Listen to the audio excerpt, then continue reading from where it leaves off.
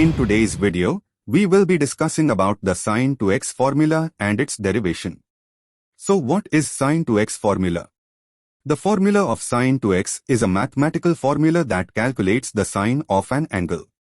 The sine to x formula is one of many double angle formulas that can be found in trigonometry. We can use this formula to determine the sine of the angle whose value is doubled. The ratio of the length of the opposite side to the length of the hypotenuse in a right-angled triangle is known as the sine function, which is one of the primary trigonometric ratios. Formulas and identities of sine to x, cos to x, tan to x, cot to x, sec to x, and cosec to x are known as double angle formulas because they have angles double of the angle present in their formulas. Now let's discuss on how formula sine to x is derived. First, to start with the known formula, which is sine and cos are multiples of each other. This approach leads to a formula that is known as the angle sum formula of sine. To derive the sine to x formula, the angle sum formula of sine can be used. The sum formula of sine is sine a plus b is equal to sine a cos b plus sine b cos a.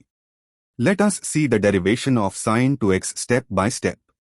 Substitute a is equal to b is equal to x in the formula sine a plus b is equal to sine a cos b plus sine b cos a. Sine x plus x is equal to sine x cos x plus sine x cos x. Therefore sine to x is equal to 2 sine x cos x. Hence, we have derived the formula of sine to x. The sine to x formula is explained in different ways. The given steps below will explain the sine to x formula in terms of tan. Sine to x is equal to sine x cos x. Multiply and divide the above equation by cos x.